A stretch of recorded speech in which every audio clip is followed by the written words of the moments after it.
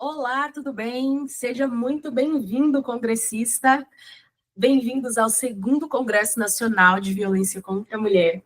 Meu nome é Thaís e nesta oportunidade vou estar conversando com você a respeito dos direitos da vítima de violência doméstica. Espero que você saia desse encontro com mais informações, munido de informações para ajudar eventualmente o seu paciente, ou o seu cliente, ou alguém que de fato precise de algum tipo de apoio em relação à violência doméstica, em relação à violência contra a mulher. Ok? Eu vou estar passando aqui uma apresentação para você. Caso você tenha alguma dúvida, o meu contato vai estar aqui. Deixe nos comentários do vídeo e nós vamos te auxiliar. Vamos lá. Uma pequena apresentação. Meu nome é Thaís Nascimento, eu sou advogada, eu sou especializada em planejamento familiar e matrimonial. Atualmente, eu atuo como advogada de família. A minha luta é pelo direito das mulheres, pela defesa de mulheres, pela defesa de vítimas da violência, e por isso que esse assunto que a gente vai abordar hoje muito me anima, porque está presente no meu dia a dia. Então, poder explanar um pouco sobre esse assunto, poder explanar sobre o que acontece com essas mulheres, sobre como podemos auxiliar de alguma forma com as informações, me deixa super animada. Eu estou deixando aqui para vocês o meu e-mail, caso você precise falar comigo, pode mandar um e-mail que eu estou super à disposição. Vamos lá. A violência contra a mulher e a violência doméstica é um assunto de grande impacto social. Por quê? A violência contra a mulher e a violência doméstica, ela está presente no nosso dia a dia, porém é uma doença invisível na sociedade. A maioria das pessoas sabe que existe, a maioria das pessoas conhece alguém que já passou por alguma forma de violência, mas ainda existe um certo estigma em cima dessa situação, porque passa a se tornar muito da esfera pessoal da pessoa. Então, isso acaba atrapalhando com que esse assunto ele tenha o tamanho de visibilidade que ele precisa para ser combatido. Eu trouxe alguns dados para vocês. Esse dado, ele é esse específico sobre esse gráfico, ele foi apresentado no Anuário Brasileiro de Segurança Pública de 2024, que mostra um aumento em relação às vítimas de feminicídio. Infelizmente, nós registramos aí 1.467 feminicídios no Brasil, e nós temos um perfil dessas vítimas, né? 63,6% foram mulheres negras, a idade foi entre 18 e 44 anos, e o que possivelmente também nos choca é que esses crimes foram cometidos na residência dessas mulheres. Isso nos acende um alerta muito grande, porque o agressor dessa mulher, o assassino dessa mulher, ele frequentava aquela casa, ele sabia onde ela morava. É diferente de um crime que acontece num centro de uma cidade, numa via pública, onde você acaba sendo vítima daquele crime que acontece naquele momento, naquela situação. O feminicídio, ele já tem esse caráter que a vítima, ela tem algum tipo de relação com esse agressor. Ele pode ser tanto um relacionamento atual, quanto um relacionamento anterior. Esse relacionamento pode ter sido um relacionamento duradouro, ou como pode ter sido um relacionamento rápido. Nós não temos como dizer neste momento, ainda não temos pesquisas nesse sentido, que mostrem exatamente qual é o tempo de duração de uma relação para que ela se torne um feminicídio. Então, a gente tem que desconfiar de todas elas. Mas nós vamos abordar um pouquinho mais para frente sobre os tipos de violência, e nós vamos ver que o feminicídio, ele é o último passo da violência contra a mulher. Antes de chegar ao feminicídio, nós temos alguns sinais de alerta que vão nos indicar que esse relacionamento ele é abusivo e, de alguma forma, vai gerar algum tipo de violência. Um outro dado que parte de uma pesquisa que eu realizei neste ano de 2024, ele foi produzido pelo CEPAL, é um observatório da América Latina, e ele nos informa que a cada 2 horas, uma mulher é vítima de feminicídio na América Latina. Então, é um problema social que abrange pessoas que estão na nossa esfera, não é algo que acontece muito distante da nossa realidade, e por conta disso, é importante que a gente que nós tenhamos informações suficientes para auxiliar mulheres a saírem desses relacionamentos bem antes de chegar ao ponto de se tornar um feminicídio.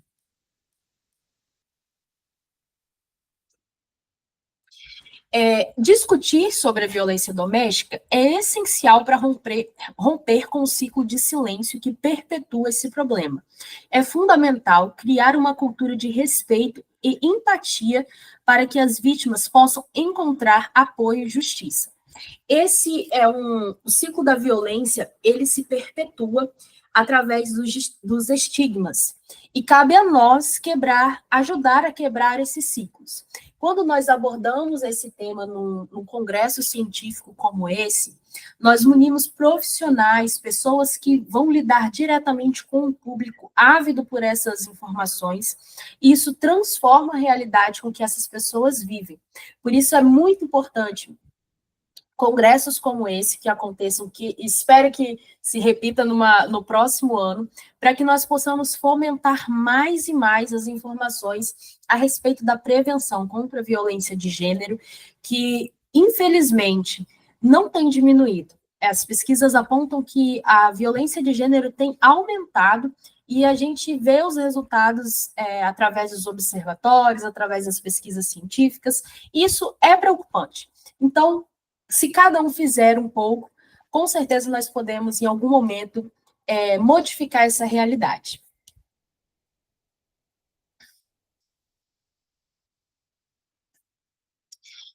A violência doméstica, ela abrange não só a agressão física, ela também abrange a violência psicológica, violência sexual, patrimonial, moral. Compreender essas dimensões é o primeiro passo que a gente dá para trabalhar com a erradicação do problema e a prevenção. Então, quando a gente parte desse princípio, a gente abre os nossos horizontes. Porque quando fala em violência, a gente pensa somente na agressão física, ou até mesmo quando a gente pensa em violência, a gente pensa em outros tipos de crimes. Não necessariamente a gente pensa na violência doméstica.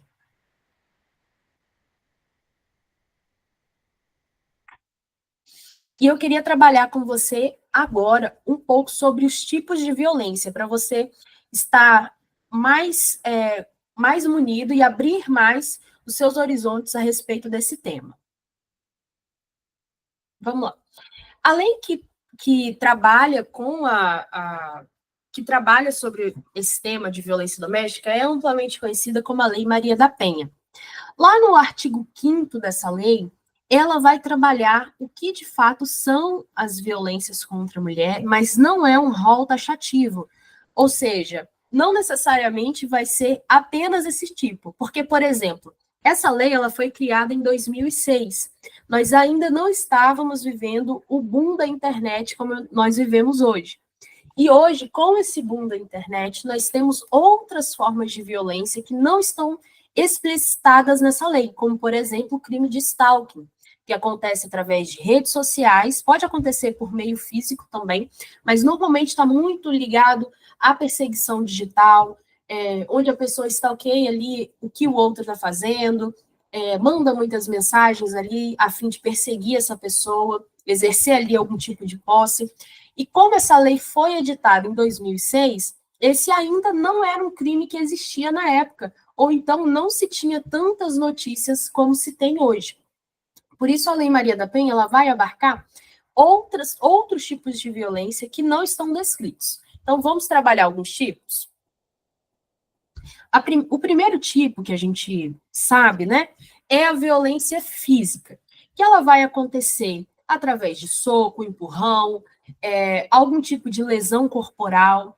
E isso é um fator que, às vezes, a pessoa não identifica por não ser uma forma de agressão direta.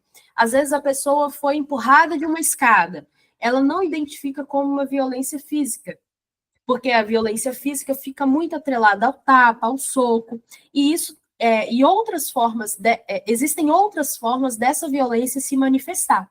Por isso é muito importante que nós tenhamos essa percepção.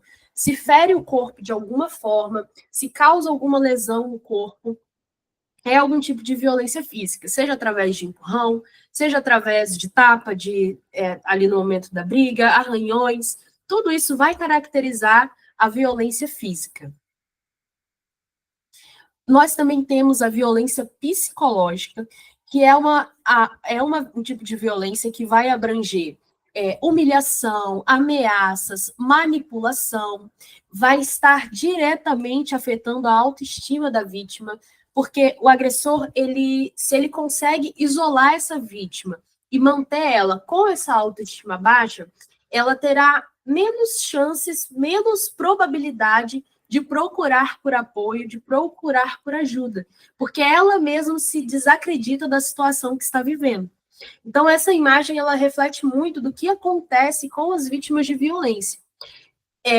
A todo tempo ela é manipulada para achar que ela não é capaz, a todo tempo ela é manipulada para pensar que está louca, quando ela reclama de alguma coisa, ela é chamada de doida, de louca, que isso nunca aconteceu, que isso é coisa da sua cabeça, até que isso começa a evoluir para as ameaças, que é quando a vítima começa a se sentir muito coagida, que essas ameaças são do tipo que vai matar essa pessoa, que vai matar os filhos, que vai fugir de casa e levar os filhos e ela nunca mais vai ver esses filhos, caso ela decida sair desse relacionamento, caso ela decida por procurar ajuda. Então, essa forma de violência, eu acredito ser até maior do que a violência física, porque a forma de violência psicológica, ela vai se manifestar no dia a dia da vítima, dentro ali da intimidade. A agressão física tem uma probabilidade maior das pessoas perceberem tanto os hematomas, quanto ali o ato da briga, gritaria, mas a violência psicológica não, porque ela está muito ali enraizada na manipulação da vítima.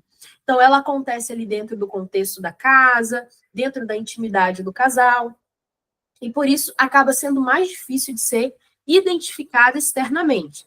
Cabe a nós nos prepararmos para identificar através do relato, através do que as pessoas falam, se de fato elas sofrem ou não esse tipo de violência. Outro tipo de violência que a Lei Maria da Penha já tinha feito a previsão é a violência sexual, que vai ocorrer quando qualquer ato sexual ocorrer por coerção, estupro, restrição de direitos reprodutivos. Esse é um ponto bastante interessante, porque quando nós pensamos na violência sexual, ela está muito ligada ao estupro.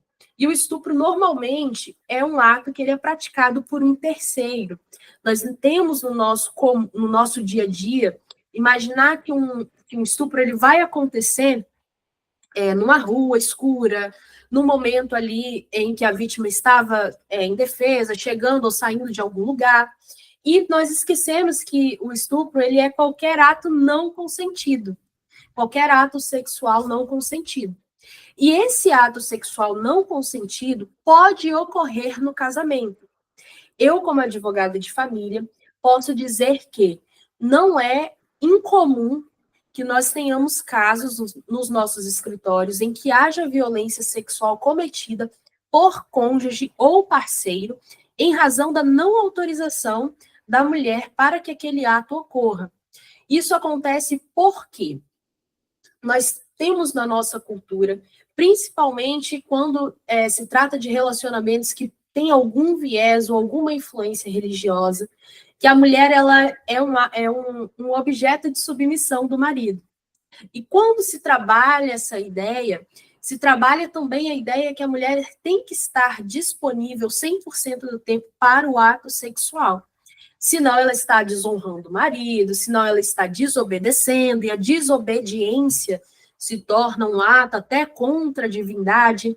E toda essa narrativa vai gerar em algum momento um cenário de violência, porque em algum momento essa mulher vai falar não, e ainda assim esse ato sexual vai acontecer. Então, nesses casos, é o que hoje a doutrina já vem trabalhando como estupro marital. Ele vai acontecer, é mais difícil de identificar, porque a própria vítima só percebe isso quando, às vezes, vai passar por uma consulta com o médico, vai passar por uma consulta com o advogado durante um divórcio, e aí sim tem-se a informação que, de fato, aquele ato não deveria ter acontecido. Todos esses tipos de violência têm uma dificuldade de se identificar porque está muito dentro está trabalhado muito dentro da intimidade das pessoas. Então, um olhar treinado para identificar esse tipo de violência pode, às vezes, separar uma vítima de um relacionamento abusivo de uma vítima de feminicídio.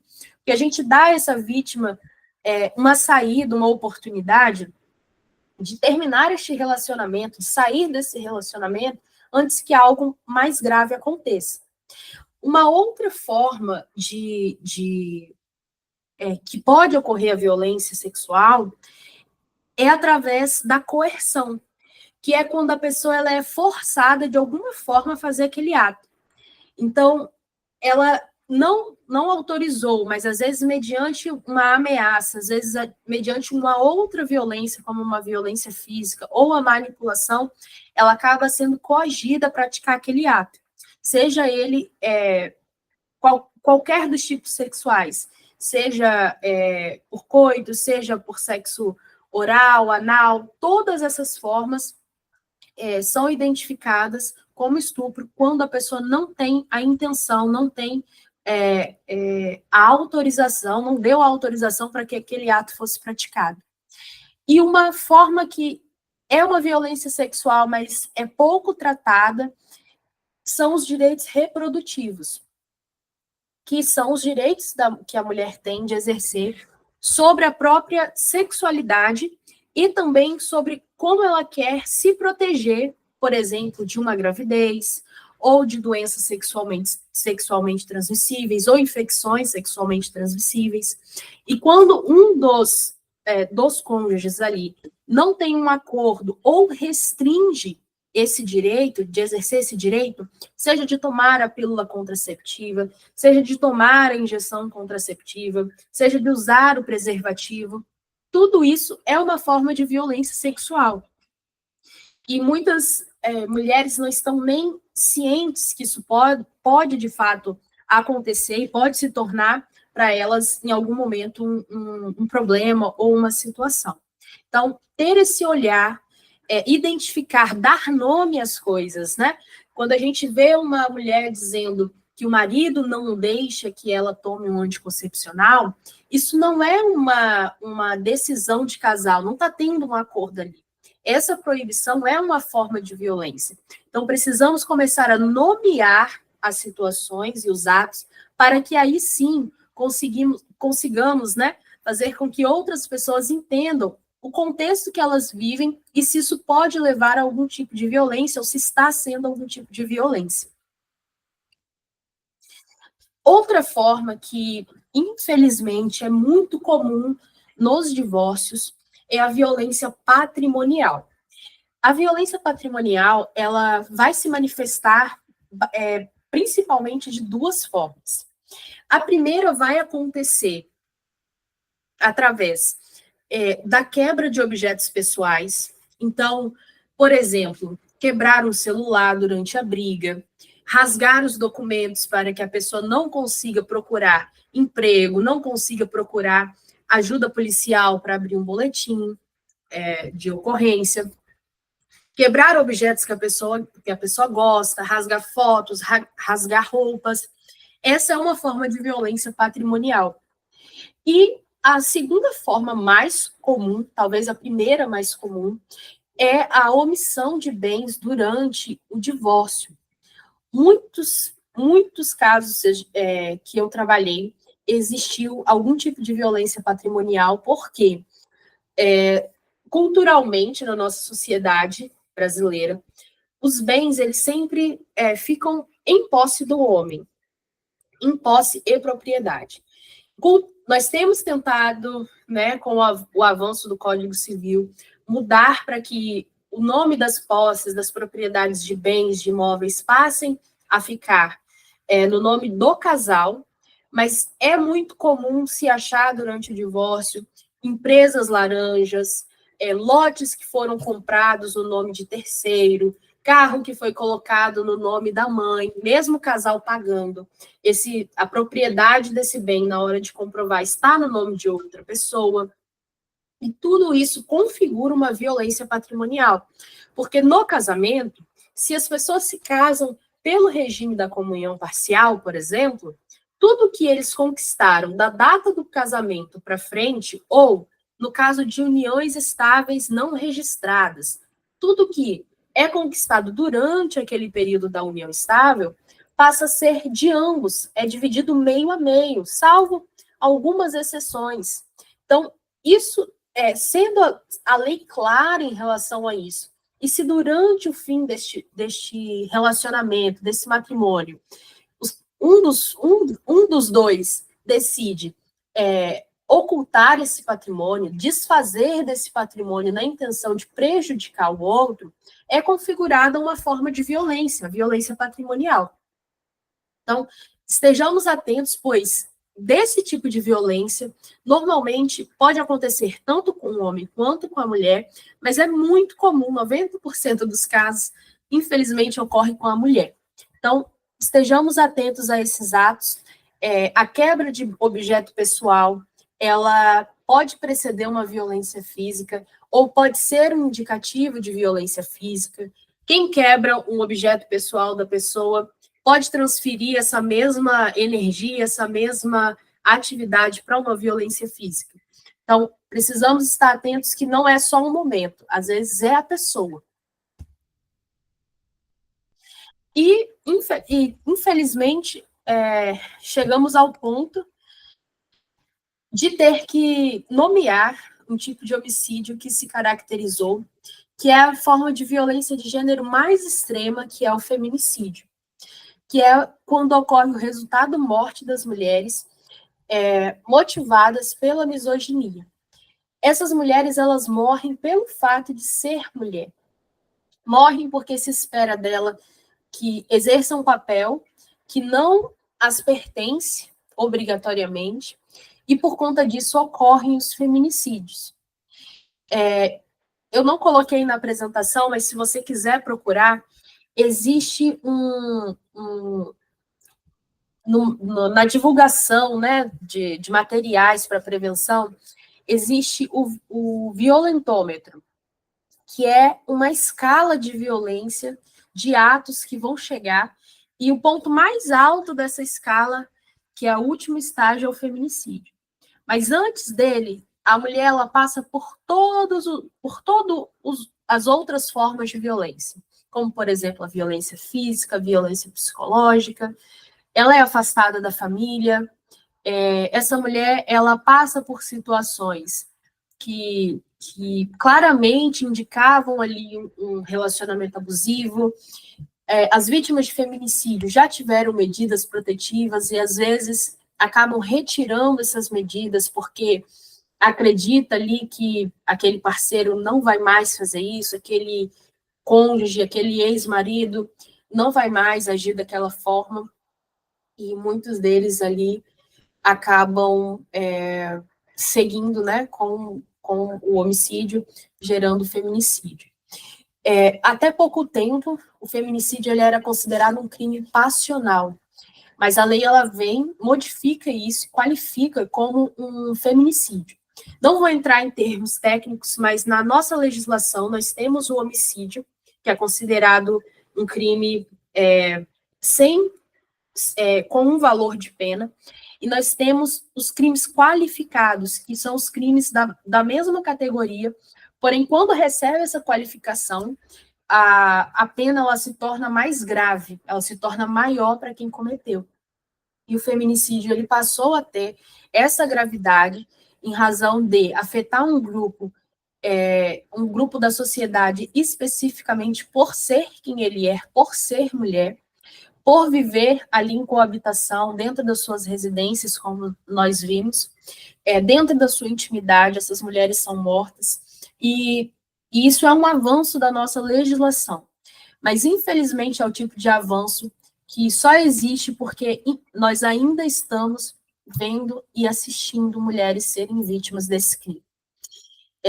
Trabalhar os tipos de violência amplia os nossos horizontes. Eu sempre falo, todas as minhas palestras, aulas a respeito da violência doméstica, eu procuro trabalhar os tipos de violência porque no dia a dia eu percebo o quanto as pessoas não têm essa informação, não sabem a respeito, apesar da gente ouvir, tem a Lei Maria da Penha, as pessoas elas têm um olhar limitado sobre o que é violência. Então, eu espero ter ampliado seus horizontes, e agora eu queria contar para você quais são os direitos que essa mulher tem. Então, quando você vê uma mulher passando por uma situação de violência, eu quero que você tenha em mente quais os direitos que ela tem, para que assim nós possamos ajudá-la a sair dessa situação.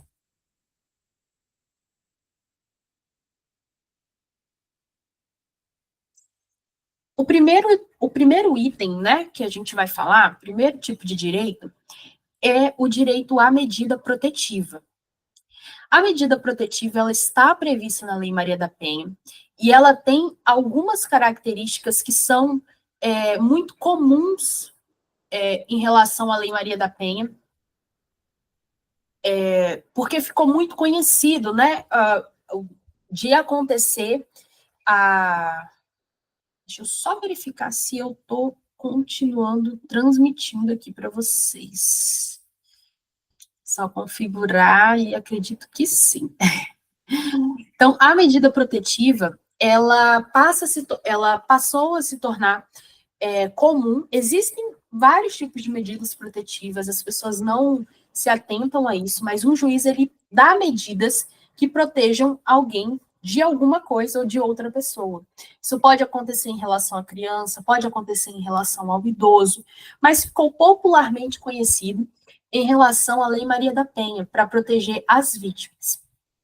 A medida protetiva ela pode ser concedida na delegacia e em 24 horas o juiz ele vai decidir, porque não seria, na delegacia, ela não chega a ser a medida protetiva, ela é uma medida de afastamento do agressor do lar. E em 24 horas o juiz vai decidir sobre as demais medidas que vão ser tomadas, porque o afastamento é só um tipo. Quando se entra com esse pedido, que pode ser feito pela Defensoria Pública, pode ser feito por advogado particular, pode ser feito pela vítima diretamente na delegacia. O juiz vai ter 48 horas para decidir quais medidas vão ser tomadas. Então, ele vai encaminhar essa mulher para uma assistência jurídica, se ela não tiver advogado, vai determinar, caso o agressor tenha arma de fogo, porte ou posse, imediatamente essa posse e esse porte e essa posse são suspensos, inclusive com o recolhimento da arma, se houver notícias que existe algum tipo de arma. A pedido da vítima, essa medida protetiva pode ser renovada e ela vai durar enquanto existir aquele risco de acontecer algum tipo de violência. Então, o que é comum de acontecer? A medida vem com uma data, exemplo, 6 meses, e em 6 meses essa vítima ela é intimada para dizer se, de fato, ainda existe aquela situação de violência ou não, se já foi resolvido. Às vezes a vítima muda de estado, muda de cidade, ou o agressor muda de estado, muda de cidade, e aquela primeira situação se altera, então não precisa mais da medida protetiva. Em outros casos, as situações de violência ainda continuam a acontecer, ainda existe algum risco iminente ali dessa mulher sofrer algum tipo de violência, e acaba que essa medida ela não se encerra, e aí ela é renovada a depender do caso ali que vai acontecer.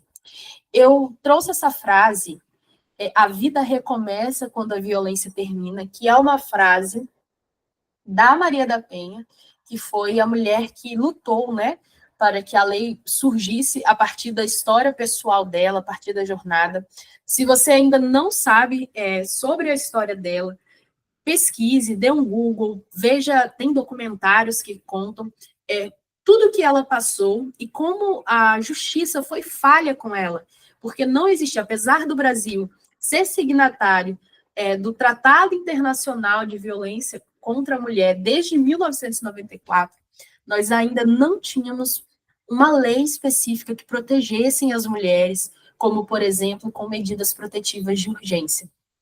Então, foi a história de vida dela, apesar de triste até aquele momento, por conta das violências, foi usada, né, foi um instrumento usado para que hoje nós pudéssemos ter algo que ajude outras mulheres. E eu quero te contar, para você que não sabe o que é uma medida, ela é um documento em que o juiz vai descrever ali quais as medidas que o agressor não deve fazer ou que ele deve fazer em relação àquela vítima. Por exemplo, a gente já comentou sobre a suspensão do posse e porte de arma, afastamento do lar ou do lugar de convívio da vítima. Então, por exemplo, se esse agressor e essa vítima é um casal, a medida protetiva pode vir no sentido de retirar esse agressor dessa residência para que a vítima ali conviva. E é uma das medidas também, além de retirar do lar, é a proibição de contato e a proibição de aproximação. É importante ressaltar que esse contato, ele vai desde falar com a pessoa, a ligação, o WhatsApp, mensagem por Telegram, por e-mail, esses dias eu li uma medida que falava que até por fax, caso alguém ainda use fax, esse agressor ele não poderia se comunicar de nenhuma forma com essa vítima.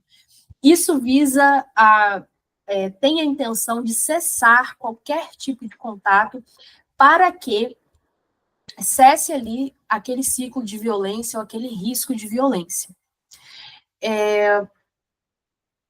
Uma coisa que pode acontecer também dentro da medida protetiva é a suspensão ou restrição em relação às visitas ao filho.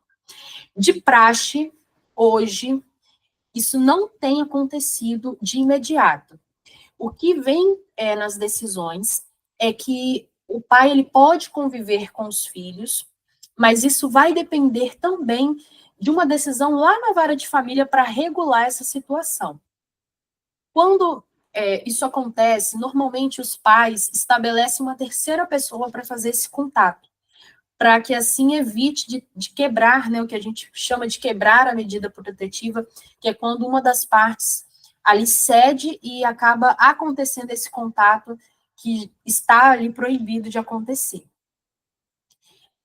Uma outra coisa que está previsto, mas a gente não vê com tanta prática, é a condução desse agressor para os cursos de reeducação e recuperação e o acompanhamento psicossocial desse agressor. Porque de nada adianta também afastar esse agressor da Maria e ele termina e se relaciona com Joana e faz a mesma coisa com Joana. Então, ele vitimiza outra mulher nessa jornada durante a vida dele. Então, é muito importante que essa pessoa, esse agressor, ele passe por um curso de reeducação, por programas de reeducação, de ressocialização, e faça-se o acompanhamento para a gente ver se ele está tendo ali essa reinserção na sociedade, tá? Existem outros tipos de medidas também que vai encaminhar a vítima e o seu dependente para programas de proteção, tanto pessoal quanto comunitário. Não é tão comum, porque nós ainda não temos uma estrutura tão grande no Brasil para receber todas as vítimas, para receber os filhos. Então, é algo que a lei prevê, mas ainda não temos tantos casos práticos assim para noticiar. A vítima também pode ser reconduzida para sua residência com apoio policial. O policial vai junto com ela para poder para entrar dentro da casa, para o agressor sair da casa. Às vezes ela também vai ser retirada da casa e ser reconduzida para outro imóvel ou para outro lugar onde ela se sinta segura. E uma previsão que nós vamos ver na lei é o auxílio aluguel. Pode ser determinado na medida protetiva que essa vítima receba 6 meses de auxílio aluguel para que ela possa residir em outro lugar e se afastar daquele lugar de convivência que ela tem, né, daquela casa, daquele lugar que ela vive ou convive com aquele agressor. Esse é um benefício que ele é para ser pago pela assistência social. Então, a vítima ela precisa procurar a assistência social local do município que ela vive, normalmente procura a prefeitura, procura os centros de referência de assistência social do lugar que vive, para poder fazer o requerimento desse benefício através da decisão que o juiz vai dar nesse sentido.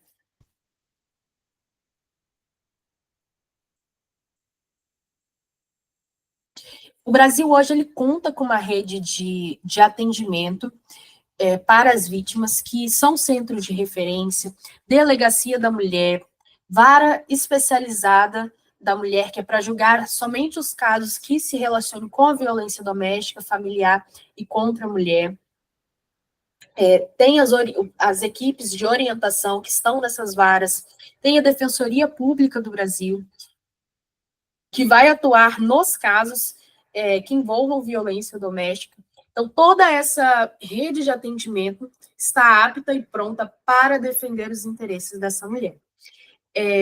Espero que você nunca precise passar por isso, mas se algum dia você precisar, você sabe que você pode contar com essa rede de apoio, está prevista em lei e faz parte do dia a dia das vítimas, e que bom que tem, né? Que bom que tem um serviço para fazer esse acolhimento.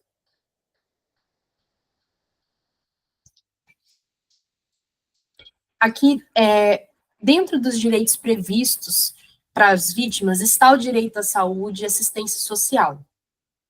Toda vítima de violência, ela tem direito, através do SUS, a passar por médicos, a passar por psicólogos, através da assistência social, passar por acompanhamento psicossocial, como eu comentei, o direito ao aluguel por 6 meses, caso ela necessite, são direitos garantidos para que essa pessoa ela possa sair do estado ali de sobrevivência da violência e possa reconstruir a vida dela após esse relacionamento, após essa situação.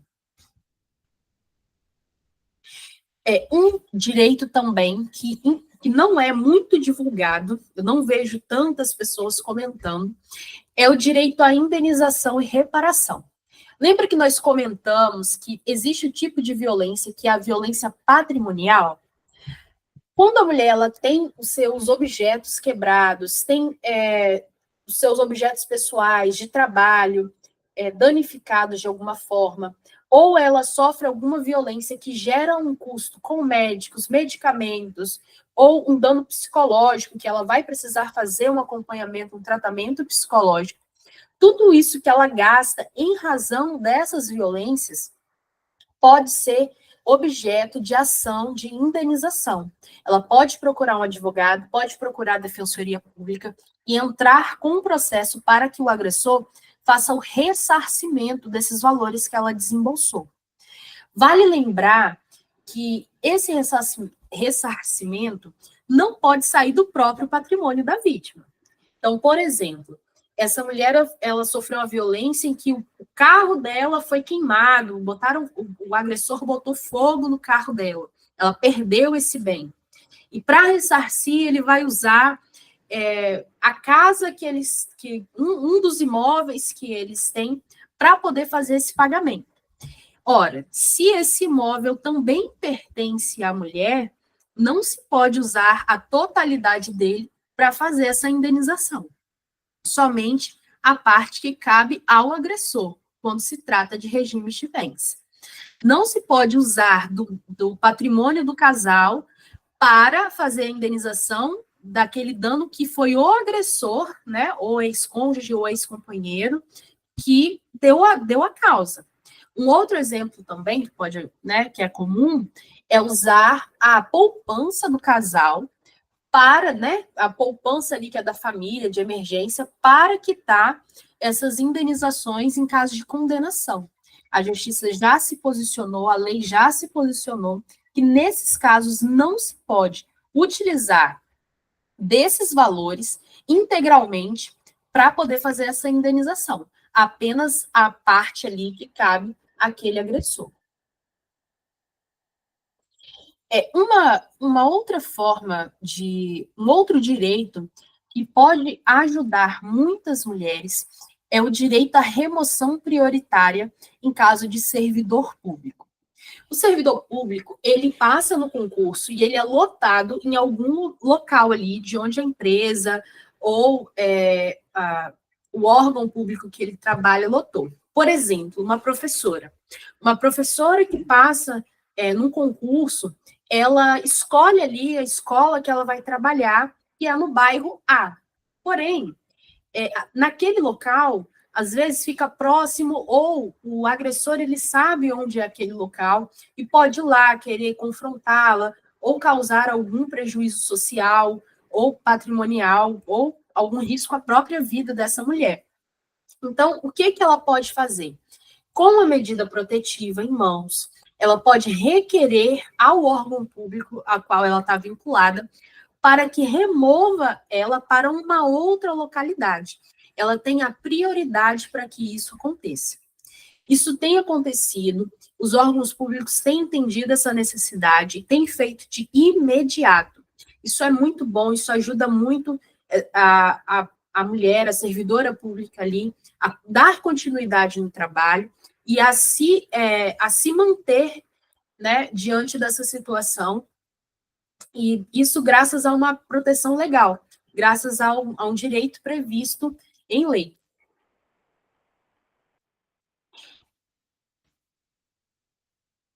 Vou voltar um pouquinho, um outro direito é a prioridade na matrícula e transferência dos filhos também.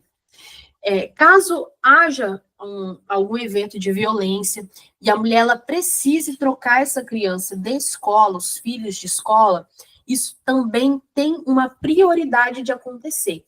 Então, você vai até a escola, faz o requerimento da transferência, faz o requerimento da matrícula, de onde você vai estar, de onde a vítima vai morar, né, mais próximo ali da residência dela, e a escola, né, os estabelecimentos de educação, eles precisam fazer. Mesmo que isso ocorra, por exemplo, no final do ano, mesmo que a escola para onde, né, próximo de onde a pessoa vai se mudar, não tenha vaga, eles precisam criar essa vaga e colocar os filhos dessa mulher, porque ali é uma questão, às vezes, de vida ou morte. Então, tem essa prioridade. Por que às vezes fica até abstrato, mas por que isso é necessário? Porque o que pode acontecer é que, às vezes, a mulher ela precisa se mudar de cidade ou precisa se mudar de estado e ela quer levar os filhos para sair, às vezes, daquela situação de violência, sair ali da proximidade desse agressor, e acaba que ela deixa de fazer isso porque tem os filhos, e ela fica ali, mas eu preciso esperar, porque às vezes a gente está em setembro, como que eu vou mudar, como que eu vou levar essas crianças para estudar? Então, existe essa possibilidade, pedindo a medida protetiva, tendo essa evidência que existe ali um processo, existe ali algo que evidencie que existe ali um risco para essa mulher, essas crianças elas podem ser matriculadas ou transferidas de escola para que fique mais próximo da localidade onde a vítima vai estar segura. Um outro item que não é todo lugar que tem, hoje eu moro no Espírito Santo e aqui a gente sabe que tem, são o botão do pânico. O botão do pânico, ele é um aparelho, igual esses aparelhos que que é muito parecida até com esses aparelhos que dá na praça de alimentação do shopping, que chama quando quando o seu lanche está pronto. Esse aparelho ele é muito parecido com isso. O que esse aparelho faz? Quando a vítima pede a medida protetiva, ela pode optar, né, ali o estado que ela está, pode optar por isso, entrega este botão para ela leva para casa. Se acontecer alguma situação ali de violência, ou o agressor está tentando entrar dentro da casa, ou está se aproximando da casa, às vezes ela não dá tempo de ligar, não consegue ligar, ou está ali sendo agredida e alguém sabe que existe esse botão, quando aperta, chama direto na delegacia mais próxima, e os policiais que estiverem ali nas proximidades são enviados para o local. Isso ajuda muito, muitas vítimas acabam evitando uma situação de violência, e quando há violência, uma situação de morte, por conta desse botão. Nós esperamos que isso possa se tornar mais popular, que mais localidades tenham, porque realmente faz a diferença. Vamos lá, a gente já está se encaminhando para o final. Um outro direito, que também é pouco falado, é o benefício previdenciário. Caso aconteça dessa mulher ser vítima e essa agressão que ela sofreu, seja física ou psicológica, gere algum dano, ela pode solicitar o auxílio-doença, que é o auxílio por incapacidade. Com o laudo médico em mãos, ela pode entrar no meu INSS, fazer a solicitação de uma perícia. Através dessa perícia médica, vai ser avaliado quanto tempo que ela precisa ficar afastada das suas atividades. Vale lembrar que não é só a mulher que trabalha. A mulher ali contribui para o INSS, mesmo como dona de casa, mesmo como profissional autônoma, pode requerer esse benefício. Com o atestado médico, a medida protetiva em mãos, o INSS ele vai analisar ali quanto tempo você precisa ficar afastado das suas atividades, seja profissional, seja as suas atividades domésticas, e vai conceder ali o benefício auxílio-doença, que seria o auxílio por incapacidade. A medida protetiva, nós comentamos no início, ela pode ser solicitada através das delegacias especializadas da mulher. Quando não tem a delegacia especializada, a delegacia mais próxima da residência tem essa capacidade. Pode ser requerida através das varas especializadas de violência doméstica, através da defensoria pública, por advogado particular. Todos esses agentes estão aí à disposição e poderão auxiliar nesse pedido de medida protetiva. A mulher que tem a medida protetiva, ela tem prioridade na assistência jurídica. Se os processos que correm, por exemplo, como divórcio, ele tem uma prioridade, então cabe deixar isso muito claro. Se você entrou com um processo de divórcio e depois disso aconteceu algum tipo de violência e você conseguiu a medida protetiva, esse divórcio ele passa a correr na vara de família com prioridade. Então, fique bem atento a esse fato. O sigilo de dados, né, um direito da vítima não ter seus dados expostos na internet, na divulgação de processos, na divulgação da medida protetiva. Tudo isso precisa ficar em sigilo para que não gere um estigma social ali no ambiente de trabalho, no ambiente pessoal, na esfera pessoal da vítima. Cabe lembrar que é um direito e precisa ser válido, né? Precisa ser colocado em prática. E agora eu queria só trabalhar, já estamos aqui encaminhando para o final, sobre o direito de família, que é o direito que eu mais atuo. Mas antes, não ficou no slide, mas eu queria comentar com você que a Lei Maria da Penha também faz a previsão da garantia de emprego por 6 meses em caso de afastamento. Então, se você trabalha ali no CLT e precisa se ausentar do seu emprego para você se recuperar de alguma forma no CLT, não há ameaça de emprego, se você fica com seu emprego garantido. Então, se você sabe de alguma pessoa que está passando por essa situação, você pode deixar essa informação também, para que ela possa ali ter esse tempo, né, para resolver a vida, para correr atrás. Aqui no direito de família, nós temos o divórcio e a dissolução de união estável, que são direitos pessoais, basta apenas a vontade da pessoa para que isso aconteça. Quando a gente fala de violência doméstica, quando são casos que envolvem a violência doméstica, a vítima também pode solicitar, na hora que está lá na delegacia, ou através da petição do advogado, da defensoria pública, que o seu divórcio saia de forma imediata. O próprio juiz criminal ali da vara especializada de violência doméstica, ele pode decretar esse divórcio ou decretar essa dissolução de união estável. Mas, Thaís, por que isso acontece? Por que isso é tão imediato? Porque muitas situações de violência vão ocorrer porque o agressor ele acredita que a vítima é ali um objeto que ele tem de papel passado, o famoso papel passado. Então, quando você rompe com o papel passado, você rompe ali com aquele vínculo jurídico, tem uma grande chance dessa violência também se romper, se cessar este ciclo. Então, por isso é muito importante que esse divórcio ele saia com prioridade. Na vara de família também, muitos juízes já têm tem se formado uma jurisprudência em torno de, caso tenha medida protetiva, esse divórcio seja de imediato, ou seja, não espera ouvir a outra parte para conceder o divórcio. Então, já é um entendimento que tem se proliferado e nós acreditamos que em pouco tempo ele se tornará jurisprudencial e nós não teremos mais qualquer tipo de dúvida quando pedirmos um divórcio na vara de família que envolva violência doméstica e que ele precisa ser feito de forma imediata.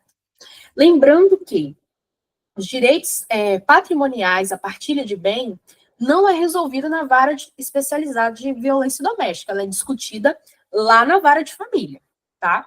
Aqui se discute apenas o divórcio. Os direitos em relação aos bens, a partilha de bem, vai ser garantido e discutido na vara de família.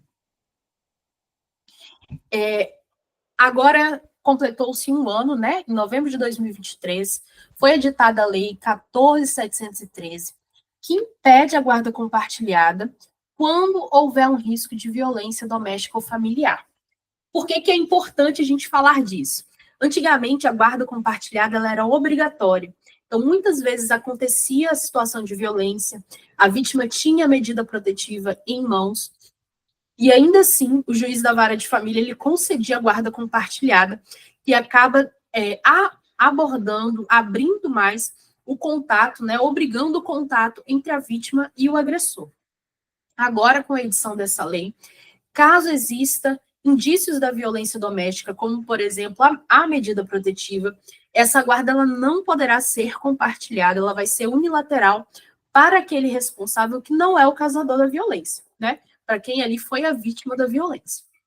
E é muito importante lembrar que a vítima da violência doméstica tem direito à pensão alimentícia, ou seja, além dos filhos, a mulher também tem direito a uma pensão alimentícia, que ela é ali provisional, para ela se manter ali com o básico, e provisória, ou seja, não é para sempre. Ela vai ter um período estabelecido até que essa mulher ali esteja, por exemplo, apta a voltar para o mercado de trabalho, ou consiga ali se recuperar, porque parte das coisas que ela tinha foram destruídas pelo agressor, ou ela precisa ir para algum lugar pagar um aluguel.